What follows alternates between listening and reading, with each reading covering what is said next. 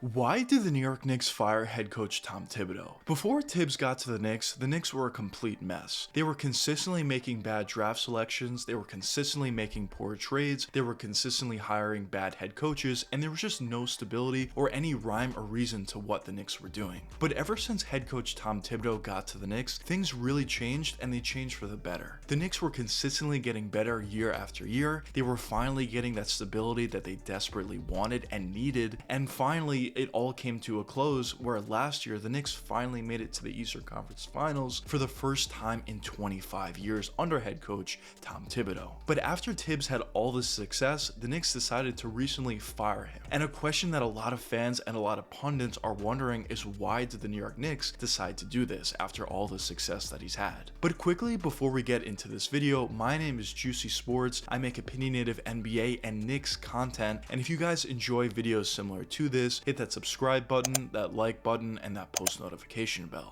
But anyways, let's get into it.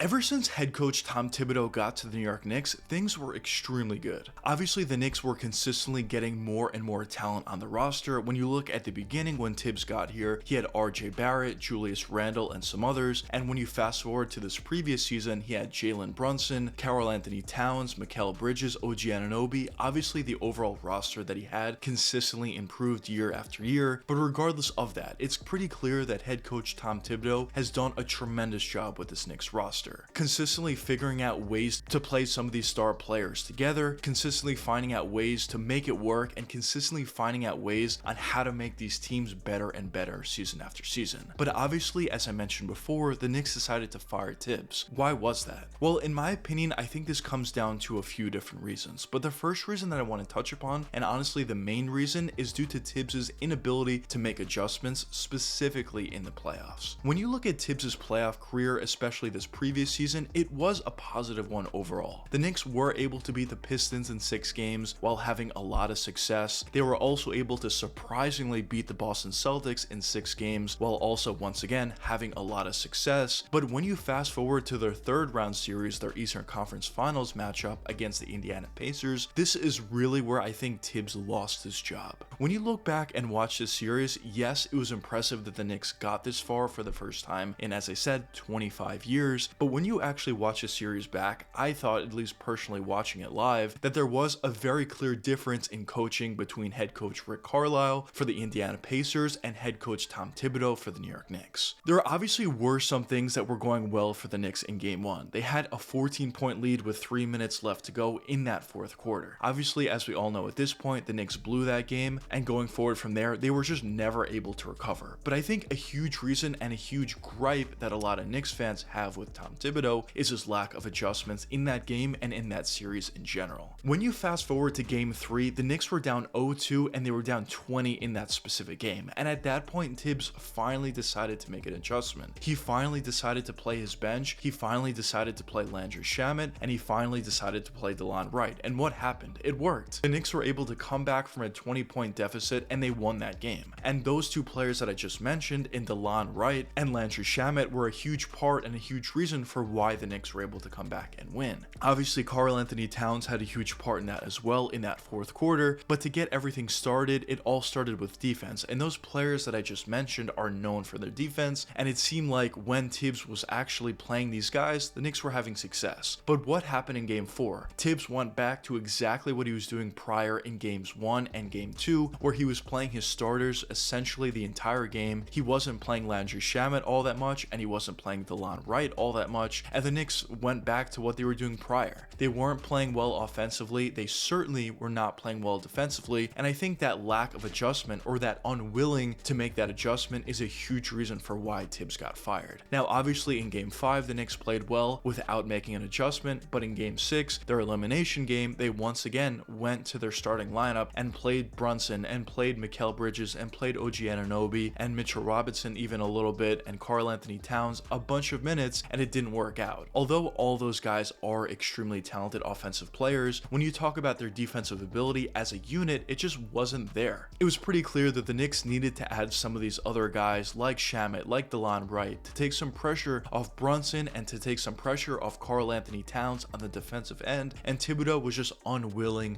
to make those adjustments. So I think that's the first and main reason for why Thibs got fired. Now, the next reason that I want to touch upon is due to the fact that players were unhappy with Thibs. Recently, there was a report that came out saying that there are some unnamed players that would have not liked to come back to the Knicks if Tom Thibodeau would continue coaching. And this was due to the fact that some of their starters, or really most of their starters, were playing 40 plus minutes a game during the regular season, and of course that didn't change in the playoffs either. And I think this is also a huge reason for why Thibs got fired. Most likely one of the players in this report is probably Mikal Bridges. Of course, we don't know for sure, we don't know who's in this report, but there was a report earlier on in the season where Mikal Bridges was talking about his frustrations with head coach Tom Thibodeau. He was unhappy that he was playing a ton of minutes. He was unhappy that he was playing every single game, all these minutes, and he just wanted a little bit of a break, and he wanted the bench guys to get a little bit more minutes. And of course, it wasn't only Mikal Bridges, but that was just one of the guys that were named earlier on in the season. So I think the other reason for why Thibs was fired was due to his unwillingness to play the bench and make adjustments, but also the other reason is due to the fact that he was playing his starters so much, which I guess kind of ties into the same issue. Thibs just plays his starters and he'll run his starters right into the ground, and once you get to playoff time, you probably want to play your starters a little bit more minutes. It is the playoffs at the end of the day, but since he's playing them so many minutes during the regular season, it kind of just tires him out, and once you get down to playoff time, it's difficult to make adjustments and it's difficult to keep up the physicality that playoff basketball requires. So overall, I think there are a few different reasons for why Thibs was fired, but at this point,